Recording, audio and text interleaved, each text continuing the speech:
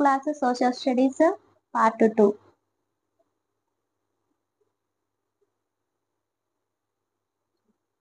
Topics చూడండి.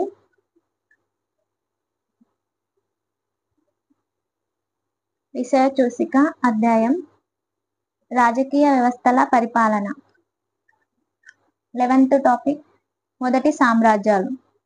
12 ప్రజాస్వామ్య ప్రభుత్వం. 13 గ్రామ పంచాయతీలు. 14 పట్టణ ప్రాంతంలో స్థానిక స్వపరిపాలన. సామాజిక వ్యవస్థీకరణ అసమానతలు. 15 మన సమాజంలో వైవిధ్యం. 16 స్త్రీ పురుష సమానత్వ దిశగా పయనం. మతము సమాజం. ప్రాచీన కాలంలో మతము సమాజం. 18 దేవుని యందు భక్తి మరియు ప్రేమ. సంస్కృతి సమాచారం. 19 భాష లిపి మరియు గొప్ప గ్రంథాలు. 20 శిల్పం మరియు కట్టడాలు. 21 తెలంగాణలో పచ్చదనం. 12th lesson reading. మొదటి సామ్రాజ్యాలు. మహాపద్మనందుని తర్వాత కొన్ని సంవత్సరాలకు యువకుడైన మౌర్య చంద్రగుప్తుడు మగధకు రాజు అయ్యాడు. అతనే మౌర్య సామ్రాజ్యాన్ని స్థాపించాడు. ఒక కుటుంబ వ్యక్తులు వారసత్వంగా రాజులైతే దాన్ని వంశపాలన అంటారు. చంద్రగుప్తుని కొడుకు బిందుసారుడు మనవడు అశోకుడు మగధ సామ్రాజ్యాన్ని విస్తరించి భారత ఉపఖండంలో చాలా భాగాన్ని పరిపాలించారు. భారతదేశ పటం 1లో మౌర్య సామ్రాజ్య విస్తరణను చూడండి. ఇది నేటి ఆఫ్ఘనిస్తాన్ నుంచి దక్షిణాన కర్ణాటక వరకు, తూర్పున బెంగాల్ వరకు విస్తరించి ఉంది. మౌర్య సామ్రాజ్యం. పెద్ద రాజ్యాలను సామ్రాజ్యాలు అంటారు. వాటి రాజులను చక్రవర్తులు అంటారు. భారత ఉపఖండంలోని తొలి చక్రవర్తుల్లో చంద్రగుప్త మౌర్యుడిని ఒక్కరిగా పేర్కొంటారు. ప్రారంభంలో మగధ దాని చుట్టుపక్కల ప్రాంతాలకే పరిమితమై ఉండేది. కానీ కొంతకాలానికి అది ఆనాటి అన్ని మహాజనపదాలను కలుపుకొని విస్తరించింది. ఆ సామ్రాజ్యంలో హిందూకుష్ పర్వతాలు, భారతదేశపు అతిపెద్ద ఎడారి థార్, గుజరాత్ గంగా సింధు నది లోయలు, మాల్వా పీఠభూమి, అతి విస్తారమైన మధ్య భారతదేశపు అడవులు, కృష్ణా తుంగభద్ర లోయ, గోదావరి లోయ ఉన్నాయి. ఈ విశాలమైన సామ్రాజ్యాన్ని, అక్కడ జీవించిన వివిధ రకాల ప్రజలను ఊహించుకోండి. వీటిలో గంగా లోయ, కృష్ణానది లోయ, మాల్వా, గుజరాత్, పంజాబ్ ప్రాంతాలు చాలా సారవంతమైన అధిక జనసాంద్రత గల గ్రామాలతో ఉండేవి. వ్యాపారానికి, చేతివృత్తులకు ఇతర ప్రాంతాలు ప్రసిద్ధి పొందాయి. వీటి నుంచి పెద్ద నగరాలను, ఓడరేవులను, ఇతర దేశాలను కలుపుతూ ముఖ్యమైన వ్యాపార మార్గాలు ఉండేవి. కొన్ని ప్రాంతాలు విలువైన బంగారము, రత్నాల గనులకు ప్రసిద్ధి చెందాయి. మనము మౌర్య సామ్రాజ్యాన్ని గురించి ఏ ఆధారాల ద్వారా అధ్యయనం చేయగలము? మౌర్య సామ్రాజ్యంలోని వ్యాపార మార్గాలను గుర్తించండి. వ్యాపార మార్గాలు చక్రవర్తులకు ఏ విధంగా ముఖ్యమైనవి?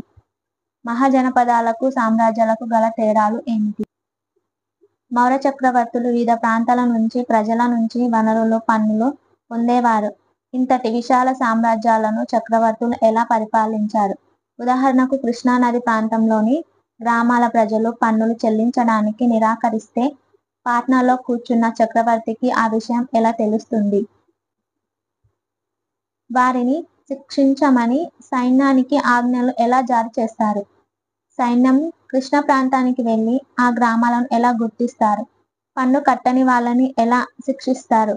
దీనికంతా ఎంత సమయం పడుతుంది? ఎలా తెలుసుకుంటాము?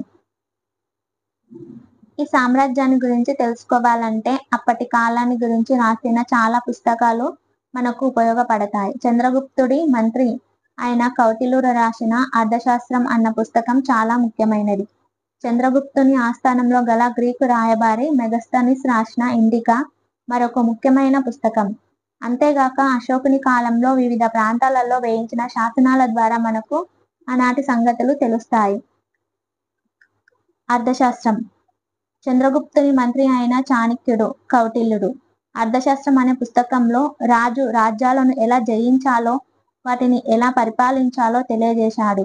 అంతేగాక రాజ్యాన్ని కుట్రలు కుతంత్రాల నుంచి ఎలా కాపాడుకోవాలో, వివిధ వృత్తుల వారి నుంచి పన్నులు ఎలా వసూలు చేయాలో, భారత ఉపఖండంలో లభించే వివిధ వనరులు ఏమిటో వివరించారు. అశోకుడి సామ్రాజ్యం 2250 ఏళ్లకు ముందు. మౌర్య సామ్రాజ్యంలోని ముఖ్యమైన నగరాలను, ప్రాంతాలను చూపే పటం. సువర్ణగిరి, ఉజ్జయిని, తక్షశిల, పాటలీపుత్రం, వైశాలి, కళింగ. సామ్రాజ్యంలో వివిధ ప్రాంతాలను వివిధ రకాలుగా మౌర్యులు పరిపాలించేవారు. పాటలీపుత్రం, దాని చుట్టూ ఉన్న ప్రాంతం అంతా చక్రవర్తి ప్రత్యక్ష నియంత్రణలో ఉండేది. ప్రజల దగ్గర నుంచి పన్నులు వసూలు చేయటానికి, రాజాజ్ఞలను పాటించని వారిని శిక్షించడానికి అధికారులను నియమించేవారు. రాజ్యంలో జరిగే విషయాలను అధికారులు ఎలా పనిచేస్తున్నారు అనే సమాచారాన్ని వేగులు రాజులకు అందించేవారు. చక్రవర్తి సందేశాలను అధికారులకు దూతలు చేరవేసేవారు. మంత్రులు, రాజకుటుంబ సభ్యుల సహకారంతో అధికారుల పనితీరును చక్రవర్తి పర్యవేక్షించేవాడు. చక్రవర్తి తన ప్రత్యక్ష నియంత్రణలో ఉన్న ప్రాంతాలను అదుపు చేయటానికి ఎటువంటి విధానాలను ఉపయోగించేవాడు? సామ్రాజ్యంలో చక్రవర్తికి వేగుల అవసరం ఏమిటి? ఇతర ప్రాంతాలను, ప్రదేశాలను తక్షశిల, ఉజ్జయిని, సువర్ణగిరి వంటి ప్రాదేశిక రాజధానుల నుంచి పరిపాలించేవారు. వీటిని పరిపాలించడానికి రాజకుమారులను పంపేవారు. వారిని పాలకులు, గవర్నర్లు అని పిలిచేవారు. ఆ ప్రదేశాలకు సంబంధించిన విషయాల్లో అన్ని రకాల నిర్ణయాలు తీసుకునే అధికారం వారికి ఉండేది. అంతేకాకుండా వారికి సొంత సైన్యం, అధికారులు ఉండేవారు. వారికి కూడా చక్రవర్తి తన సూచనలు దూతల ద్వారా పంపేవాడు.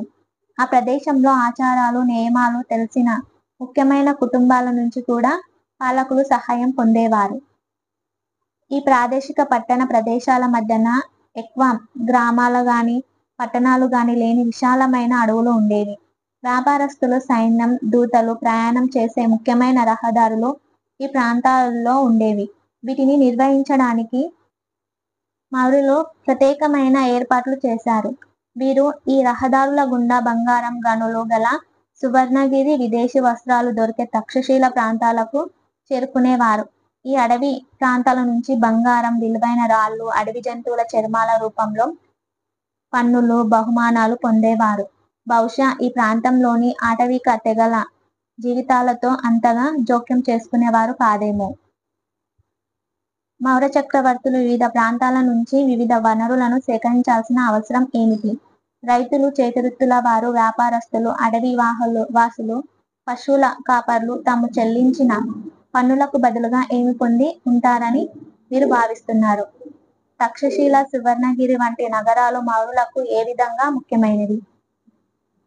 మౌర్యులు చక్రవర్తి పర్యవేక్షణలో ఉన్న పాటలీపుత్రం చుట్టూ ఉన్న ప్రాంతాలను, ప్రాదేశిక ప్రాంతాలను, అడవి ప్రాంతాలను వేరువేరుగా పరిపాలించడానికి కారణాలు ఏమిటి? ఈ మూడు ప్రాంతాలకు ఒకే విధంగా చట్టాలు, నియమాలు తయారు చేసి ఉంటారని మీరు భావిస్తున్నారా? అశోకుడు విశిష్ట పాలకుడు. మౌర్యులలో ప్రసిద్ధి చెందిన పాలకుడు అశోకుడు. శాసనాల ద్వారా వర్తమానాన్ని ప్రజలకు చేరవేసిన మొట్టమొదటి రాజు అతను. అశోకుని శాసనాలు చాలా వరకు ప్రాకృత భాషలో, బ్రాహ్మీ లిపిలో ఉన్నాయి. అశోకుడు కళింగ యుద్ధం. కళింగ అనేది తీర రాష్ట్రమైన నేటి ఒడిస్సా పాత పేరు. పటం 1 చూడండి. కళింగను జయించడానికి అశోకుడు యుద్ధం చేశాడు. యుద్ధంలో జరిగిన హింస, రక్తపాతం చూసి అతడు దుఃఖించాడు. దాంతో ఇక ముందు యుద్ధం చేయనని ప్రకటించాడు.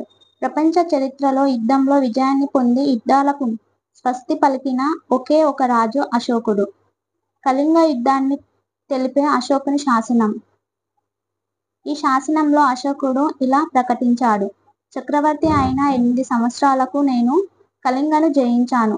ఈ యుద్ధంలో 1,50,000 మంది బందీలయ్యారు. 1,00,000కు పైగా సైనికులు చనిపోయారు. ఇది నాలో దుఃఖాన్ని నింపింది. ఎందుకని? ఒక స్వతంత్ర ప్రాంతం జయించినప్పుడు లక్షలాది మంది చనిపోతారు. చాలా మంది యుద్ధ ఖైదీలుగా బందీ పడతారు. బ్రాహ్మణులు, సన్యాసులు మృత్యువాత పడతారు. బంధువులు, స్నేహితులు, బానిసలు, సేవకులతో దయగా ఉండేవారు కూడా చనిపోతారు లేదా వారికి ప్రియమైన వాళ్ళను కోల్పోతారు. అందుకే నేను దుఃఖిస్తున్నాను. ఈనాటి నుంచి ధర్మాన్ని పాటించాలని నిర్ణయించుకున్నాను. దాని గురించి ప్రచారం చేస్తాను.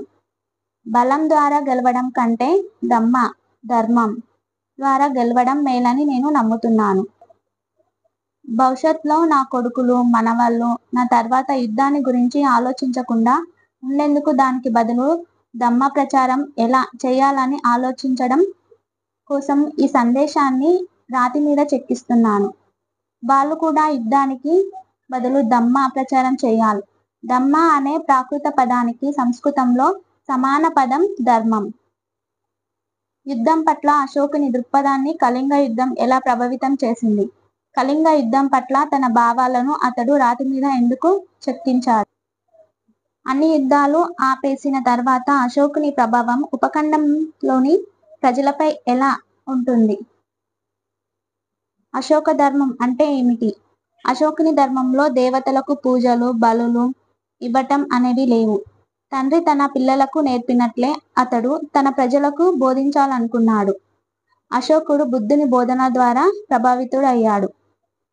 అనేక సమస్యలు అతన్ని వేధించాయి. సామ్రాజ్యంలోని ప్రజలు అనేక మతాలను పాటించేవారు. కొన్ని సందర్భాల్లో వారి మధ్య గొడవలు కూడా జరిగేవి. కొందరు జంతువులను బలి ఇచ్చేవారు. బానిసలను, సేవకులను వేధించేవారు. దీనికి తోడు కుటుంబాలలో ఇరుగు పొరుగు వారితో కూడా గొడవలు జరుగుతూ ఉండేవి. ఈ సమస్యలను పరిష్కరించటం తన విధి అనుకున్నాడు అశోకుడు. దీనికోసం అతడు ధమ్మ మహామంత్రులు అనే అధికారులను నియమించాడు. వారు రాజ్యంలోని వివిధ ప్రాంతాలకు వెళ్లి ప్రజలకు ధర్మ ప్రచారం చేసేవారు. అంతేగాక అశోకుడు తన సందేశాలను శాసనాల రూపంలో రాళ్లపైన, స్తంభాలపైన చెక్కించాడు. చదువురాని వారికి వాటిపైనున్న సందేశాలను చదివి వినిపించాలని అధికారులను ఆదేశించాడు. అశోక చక్రవర్తి. కర్ణాటకలోని కనగనహల్లిలో ఉన్న అశోక చక్రవర్తి ప్రతిరూపం. రిప్లికా. అశోకుడు తన ధర్మాన్ని సుదూర ప్రదేశాలైన సిరియా, ఈజిప్టు, గ్రీస్, శ్రీలంకకు వ్యాప్తి చేయడానికి రాయబారులను పంపించాడు. అతడు రోడ్లను నిర్మించాడు, బావులను తవ్వించాడు, సత్రాలను కట్టించాడు. మనుషులకే కాక జంతువులకు కూడా వైద్య సదుపాయాలను ఏర్పాటు చేశాడు. ప్రజలకు అశోకుడు ఇచ్చిన సందేశం. జబ్బు పడినప్పుడు, పెళ్లిళ్లు జరిగేటప్పుడు, పిల్లలు పుట్టినప్పుడు, ప్రయాణం మీద బయలుదేరేటప్పుడు ప్రజలు అనేక ఆచారాలను పాటిస్తారు. ఈ ఆచారాల వల్ల ప్రయోజనం లేదు. వాటికి బదులు ప్రజలు ఇతర పద్ధతులు పాటిస్తే ఉపయోగకరంగా ఉంటుంది. అవి ఏమిటి? అవి బానిసలు, సేవకులతో సౌమ్యంగా వ్యవహరించడం, పెద్దలను గౌరవించడం, అన్ని జీవుల పట్ల దయతో ఉండటం, బ్రాహ్మణులకు, సన్యాసులకు కానుకలు ఇవ్వటం, తమ మతాన్ని పొగడటం, ఇతరుల మతాన్ని విమర్శించడం రెండు తప్పే. ప్రతి ఒక్కరూ ఇతరుల మతాన్ని గౌరవించాలి. తమ మతాన్ని పొగిడి ఇతరుల మతాన్ని విమర్శించేవారు తమ మతానికి తీవ్ర హాని చేస్తున్నారు. అందుకే ఇతర మతాల ముఖ్యమైన అంశాలను తెలుసుకొని వాటిని గౌరవించడం నేర్చుకోవాలి. ధర్మాన్ని ప్రచారం చేయడం ద్వారా ఏ సమస్యలను పరిష్కరించాలని అశోకుడు కోరుకున్నాడు? ప్రజలు బానిసలను, సేవకులను తక్కువగా చూడడానికి కారణాలను చెప్పండి. చక్రవర్తి శాసనం ద్వారా వారి పరిస్థితి ఏమైనా మెరుగైందా? మీ సమాధానానికి కారణాలు చెప్పండి. సామాన్య ప్రజల మధ్య అశోకుడు ధమ్మాన్ని ప్రచారం చేయటానికి ఏం చేశాడు? ఆచారాల స్థానంలో అశోకుడు దేన్ని ప్రోత్సహించాడు? సిరియా, ఈజిప్టు, శ్రీలంక దేశాలను పటంలో గుర్తించండి. పాట్నా నుంచి ఈ దేశాలకు మార్గాలను కనుగొనండి. దక్కన్లోని రాజ్యాలు, సామ్రాజ్యాలు. మౌర్యులు దక్కన్ జయించిన నాటికి గోదావరి నది నుంచి కృష్ణా, తుంగభద్ర నదిలోయ వరకు చాలా ప్రాంతాల్లో గ్రామాలు, చిన్న పట్టణాలు ఉండేవి. వాటిలో ఆనాటికే ఇనుముతో తయారు చేసిన వస్తువులను ఇతర వస్తువులను అమ్మేవారు. కొన్ని ప్రాంతాలలో బంగారు గనుల నుంచి బంగారం తీసి ఆభరణాలు తయారు చేసేవారు. మిగతా ప్రాంతాలు చాలా వరకు అడవులుగా ఉండేవి. వాటిలో వేట, ఆహార సేకరణదారులు, పశుపోషకులు చిన్న చిన్న ఆవాస ప్రాంతాల్లో నివసిస్తూ ఉండేవారు. బహుశా పుట్టుక, వివాహం వంటి వాటితో దగ్గర బంధుత్వం కలిగిన ప్రజల సమూహాలు ఈ ప్రాంతాలలో ఉండేవి. ఇలా సంబంధాలున్న సమూహాలను తెగ అంటారు. ఈ బృందాలలో ముఖ్యమైన వారు బలమైన నాయకులుగా వాటికి నాయకత్వం వహించేవారు. క్రమేపీ వాళ్ళు సంపదను కూడగట్టుకొని బలవంతులై తెగ ప్రాంతాన్ని పాలించేవారు. అనేక నగరాలకు బలమైన కోటలు ఉండేవి. నగరాలు ఎదుర్కొన్న విపరీత పరిస్థితులు ఏమిటి? కోటల అవసరం ఏమిటి? గంగా, సింధు లోయ, కృష్ణ, తుంగభద్ర లోయల మధ్య ఉన్న ఏ పోలికలు అక్కడ గ్రామాల, నగరాల అభివృద్ధికి దారితీశాయి? మౌర్య సామ్రాజ్యం పతనం చెందిన తర్వాత తెగల నాయకులు చిన్న రాజులుగా అవతరించారు. వారిలో శాతవాహనులు నర్మదా నది నుంచి కృష్ణా, గోదావరి డెల్టా వరకు విస్తరించి ఉన్న విశాల సామ్రాజ్యాన్ని ఏర్పాటు చేసుకున్నారు. శాతవాహనులలో గౌతమిపుత్ర శాతకర్ణి, వశిష్ఠపుత్ర పులోమావి, యజ్ఞశ్రీ శాతకర్ణి గొప్ప రాజులు. 2000 సంవత్సరాల క్రితము 200 సంవత్సరాల పాటు వారి పాలన సాగింది. కొంతమంది రాజులు కృష్ణానది తీరాన గల అమరావతి దగ్గర ఉన్న ధాన్య కటకాన్ని రాజధానిగా చేసుకొని పాలించేవారు. గ్రామ పెద్దలను, చిన్న రాజులను వారి ఆధీనంలో తెచ్చుకున్నప్పటికీ వారి పరిపాలనలో శాతవాహనులు జోక్యం చేసుకునేవారు కాదు. చాలా మంది గృహపతులు, వారి కుటుంబంలోని మహిళలు, వ్యాపారస్తులు అమరావతి, భట్టిప్రోలు, వడ్లమాను మొదలైన చోట్ల బౌద్ధ ఆరామాలు, స్తూపాలు నిర్మించడానికి సహకరించారు. శాతవాహన రాజులు బ్రాహ్మణులకు, బౌద్ధ సన్యాసులకు చాలా భూములను దానంగా ఇచ్చారు. వీటికి ఎలాంటి పన్ను చెల్లించాల్సిన అవసరం లేదు. ఈ కాలంలో దూర ప్రాంతాలైన బెంగాల్తోనూ, రోమ్తోనూ వ్యాపారం ప్రాముఖ్యాన్ని సంతరించుకున్నది. రోమన్ నాణ్యాలతో పాటు రోమన్ శైలిలో చేసిన కుండలు ఇక్కడ దొరికాయి. వ్యాపారులు సముద్రాల మీదుగా సరుకు రవాణా చేసేవారు. కృష్ణానది మీద పడవలో అమరావతి వంటి దూర పట్టణాలకు సరుకు రవాణా జరిగేది. నాణ్యాలపై చిత్రించిన గౌతమిపుత్ర శాతకర్ణి. శాతవాహనుల కాలంలో కోటిలింగాల తెలంగాణలోని జగిత్యాల జిల్లాలో గోదావరి నది పెద్దవాగు కలుసు చోట శ్రీపాద ఎల్లంపల్లి ప్రాజెక్టుకు ఎగువన ఉంది. ఇది ప్రాచీన భారతదేశంలోని 16 మహాజనపదాలలో ఒకటైన అస్మక జానపదానికి రాజధాని నగరంగా ఉండేది. శాతవాహన వంశస్థులకు కోటిలింగాల తొలి రాజధాని. అక్కడ జరిగిన తవ్వకాల్లో శాతవాహనుల ముందు కాలానికి చెందిన, శాతవాహనుల ఇక్ష్వాకుల కాలానికి చెందిన వెండి నాణాలు, విలువైన మట్టి పాత్రలు, పింగాణి పాత్రలు పెద్ద మొత్తంలో బయల్పడినవి. మట్టి ఇటుకలతో చుట్టూ గోడ నిర్మించిన గుండ్రని బావి కూడా బయల్పడింది. శాతవాహన వంశస్థాపకుడైన శ్రీముఖుడు, ఆ తర్వాత పాలకులైన కన్హ, శాతకర్ణి కాలానికి చెందిన ఎన్నో నాణ్యాలు బయల్పడినవి. కోటిలింగాల్లో అనేక ద్వారములు గల మట్టి కోట, 4 వైపులా బుర్జులు కనిపిస్తాయి. కోటిలింగాల నాణ్యాలు.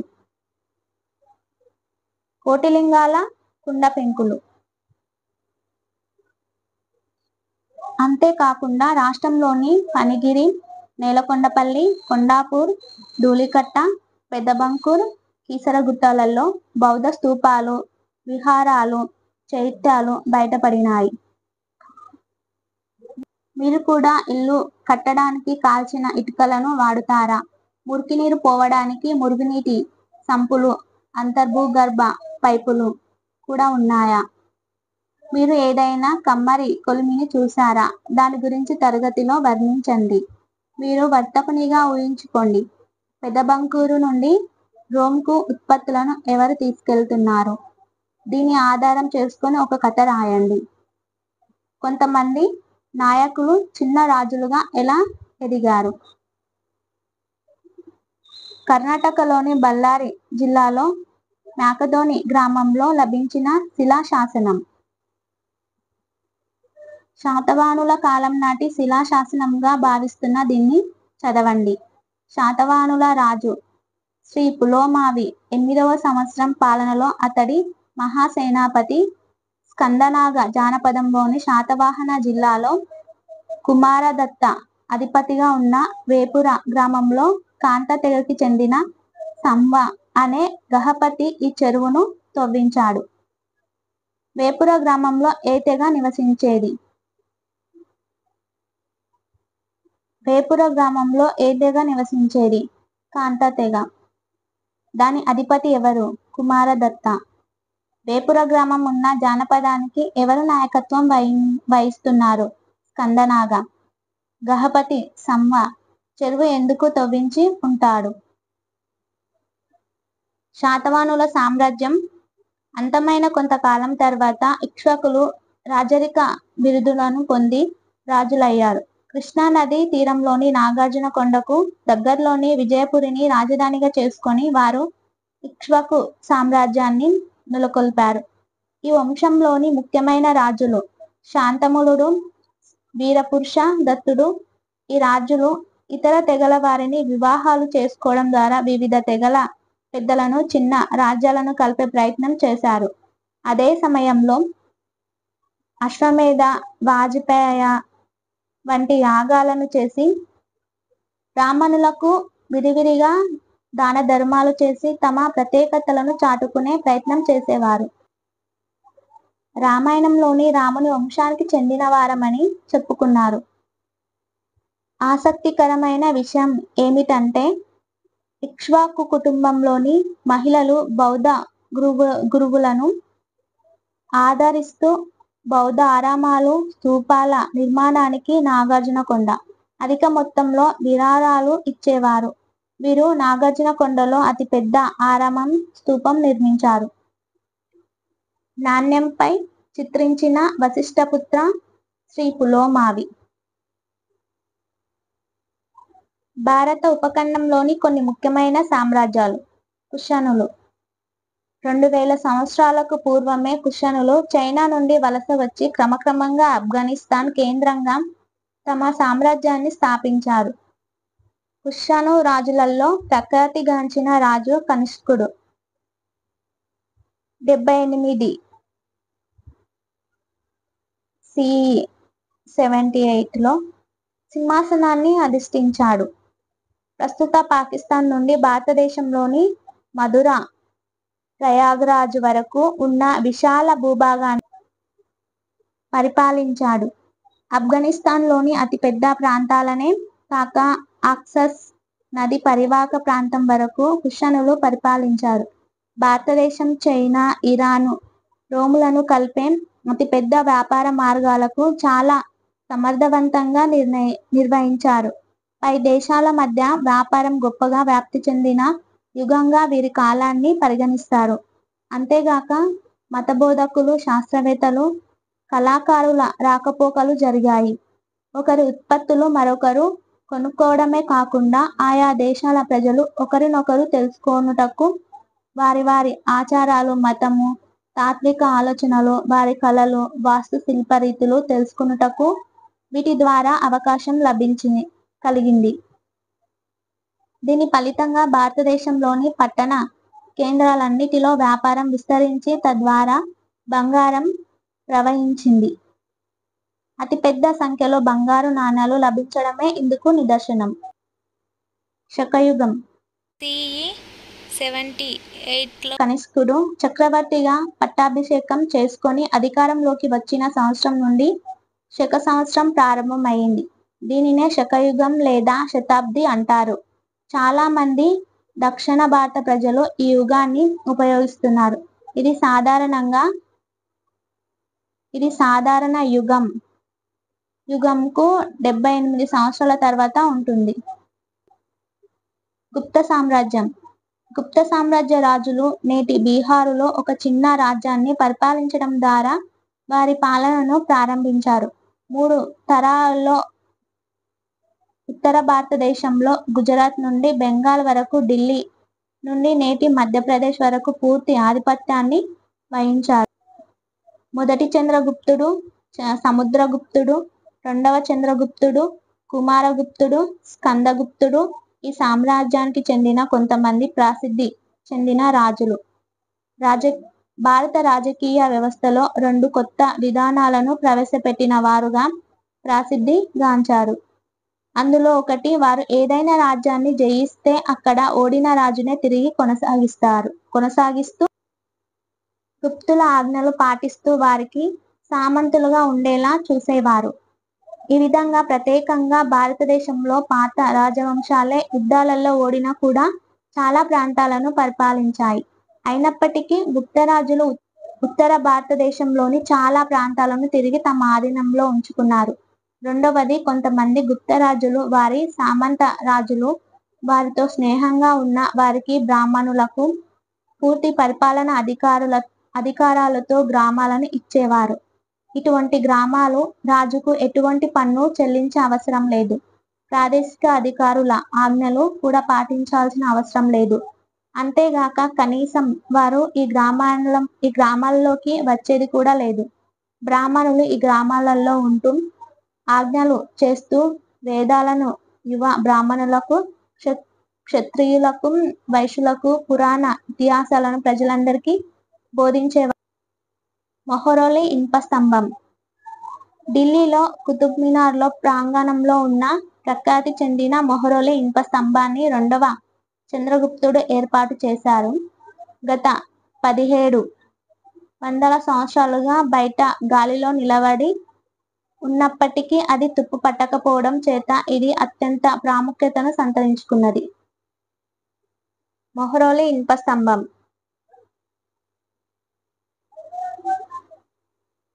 క్రింది పటాన్ని పరిశీలించి తెలంగాణ గుప్త సామ్రాజ్యంలో భాగంగా ఉండిందా తెలుసుకొనండి. గుప్త పాలకులు దక్షిణ భారతదేశ రాజులను ఓడించిన తర్వాత కూడా ఓడిన రాజులనే పరిపాలకులుగా ఉంచడానికి ఎందుకు అనుమతి ఇచ్చి ఉంటారు? గ్రామాలను బ్రాహ్మణులకు ఇవ్వటం ద్వారా గుప్త రాజులకు ఏ విధంగా మేలు జరిగిందని అనుకుంటున్నావు? గుప్త రాజులు కూడా వైదిక మతాచారులైన అశ్వమేధ యాగం లాంటి వాటిని ప్రాముఖ్యంగా పోషించారు. ఇదే కాక పౌరాణిక సాంప్రదాయాలను పాటిస్తూ ప్రత్యేకించి వైష్ణవ మరియు శైవ మతాలను పోషిస్తూ విష్ణువు, శివ, దుర్గమాతల అవతారాలకు సంబంధించిన దేవాలయాలను నిర్మించి వాటిలో నిత్య పూజలు జరిగేటట్లు చూశారు. గుప్తుల ఈ మతాచారాల పోషణ యజ్ఞ క్రతువులను, శివ, విష్ణు, దుర్గమాతల అవతారాలైన స్థానిక దేవతలను పూజించే విధానంను, దేవాలయాలకు వెళ్లి పూజలు నిర్వహించే విధానంను, బ్రాహ్మణులకు మాన్యాలు ఇవ్వడాన్ని బలపరిచింది. ఇదే కాక గుప్తులు జైన ఆరామాలు, సాంచి స్తూపం వంటి బౌద్ధ స్తూపాలకు కూడా నిధులను కేటాయించి వాటిని పోషించారు. గుప్త సామ్రాజ్యం సాధారణ శకం 320 నుంచి 550 చూసికలు. రాష్ట్రం లోపల, రాష్ట్రం బయట పట్టణాలు. గుప్తులు స్వాధీనం చేసుకున్న పట్టణాలు ఇవి. ఏ పట్టణాలు ఉన్నాయి చూడండి.